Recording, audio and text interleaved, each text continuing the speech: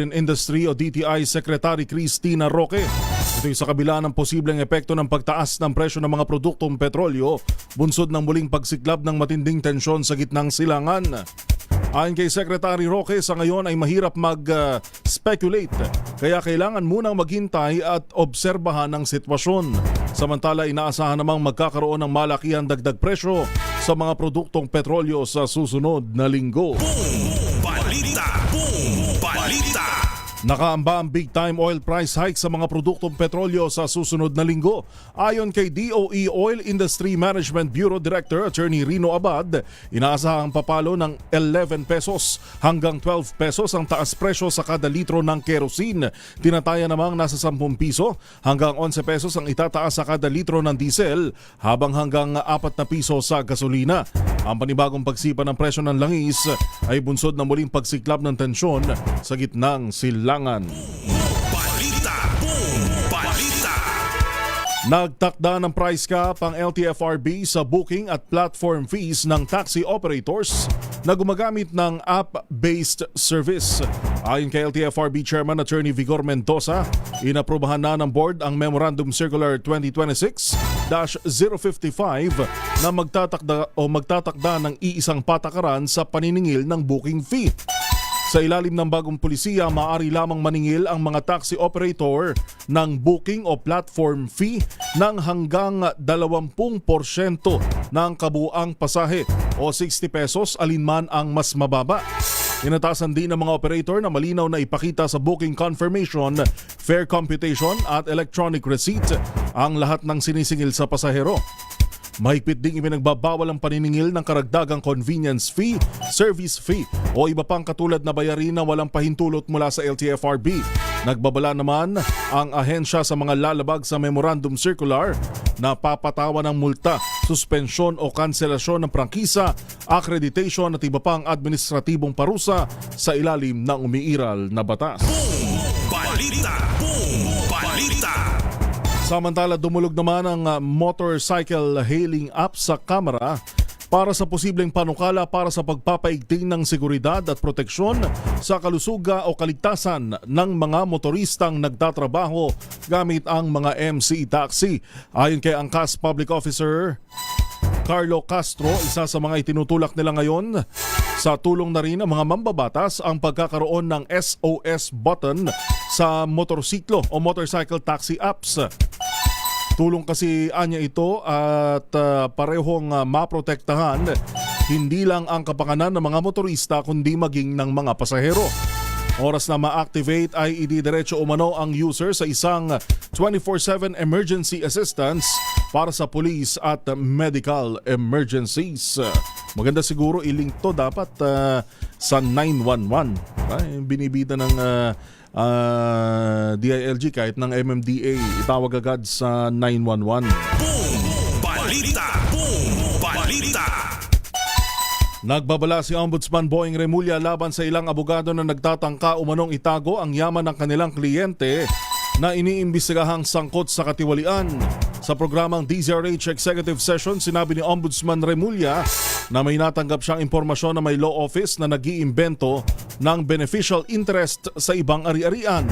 Hindi naman tinukoy ni Remulla ang law office o mga abogado na sangkot umano sa tangkang cover-up. Pero babala nito kakasuhan ng accessory to the crime ang sinumang masasangkot na abogado.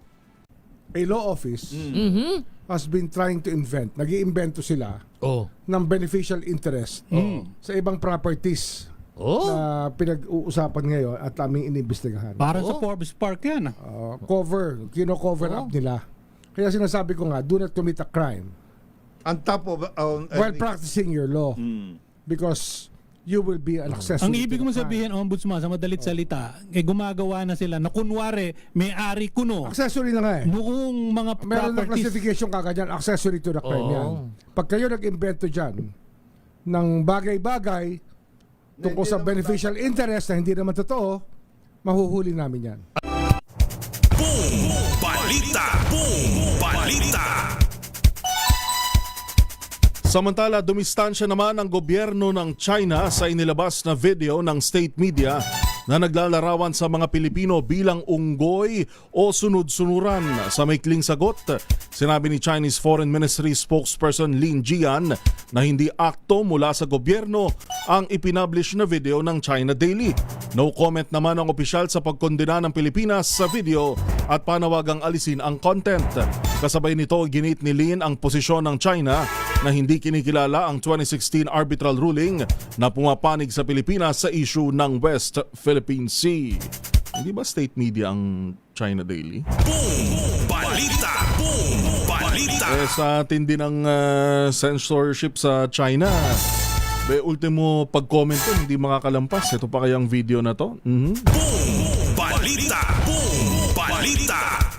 Samantala, Northern Police District may lead na kaugnay ho sa pinatay na vlogger dyan ho sa Navotas ba yan o Caloocan?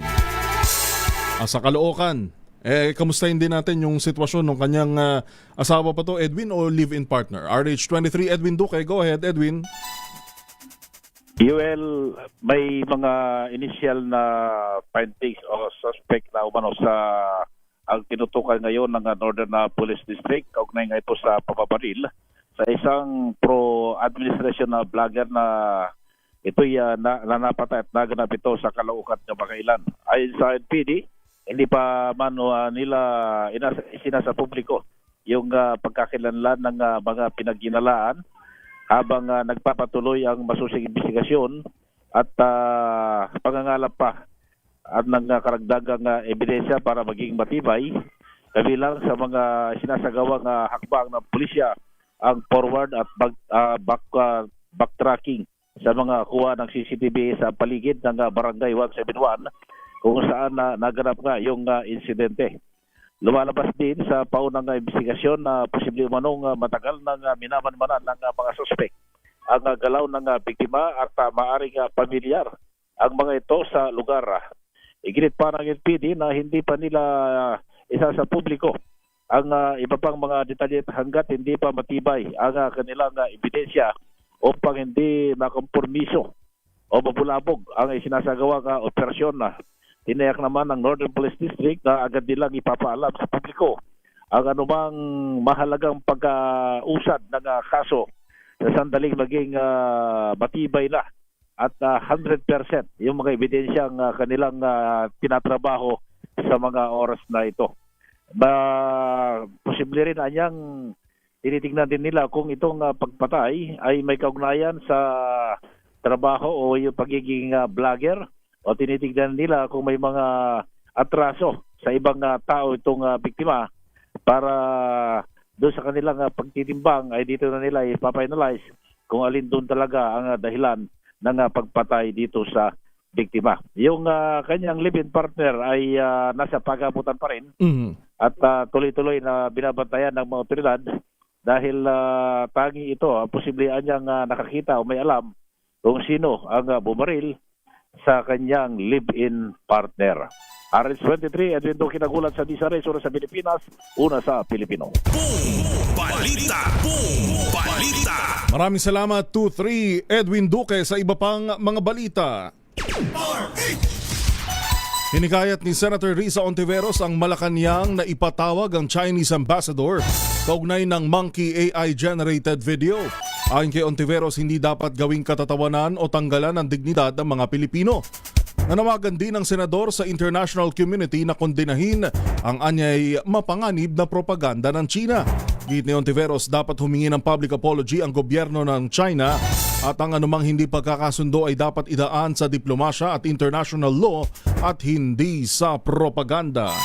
Samantala, sa kaugnay na balita, sinagot ni Philippine Coast Guard spokesperson for West Philippine Sea, J. Tariela, si Senator Robin Padilla matapos itong akusahan na ginawang wartime propaganda ang transparency campaign sa West Philippine Sea. Ayon kay Rear Admiral Tariela, hindi propaganda ang kanilang transparency initiative kundi paraan upang maipakita sa buong mundo ang umano'y pangharas at agresibong kilos ng China. Binigyan din ni Tariela na hindi sila ang lumikha ng mga insidente sa West Philippine Sea, kundi idinodokumento lamang ang mga ito. Tinutulan din ni Tariela ang pahayag ni Padilla na unggoy tayong lahat sa pananaw ng mga white supremacist. Ayon kay Tariela, hindi ito usapin ang pananaw ng mga white supremacist, kundi ng video na inilabas at ipinalaganap mismo ng Chinese media. Nauna rito sinabi ni Senator Robin Padilla na ang transparency campaign ni Tariela ang nagpalala sa tensyon sa West Philippine Sea at iginiit na hindi dapat bumaba ang Pilipinas sa antas ng umano'y propaganda. Boom Balita. Boom Balita. Samantalang oras natin, alas 5:26 sa ating pagbabalik. Bay, magandang balita para sa mga ube lovers. Ha? Meron hong karagdagang pondo na inaprubahan para sa pagpapalawak ng industriya ng ube. Ang Office of the President para ho ito sa susunod na taon. Ang mga detalye ho niyan sa ating pagbabalik. Pilipinas ang oras, alas 5:26 ng hapon. This time check is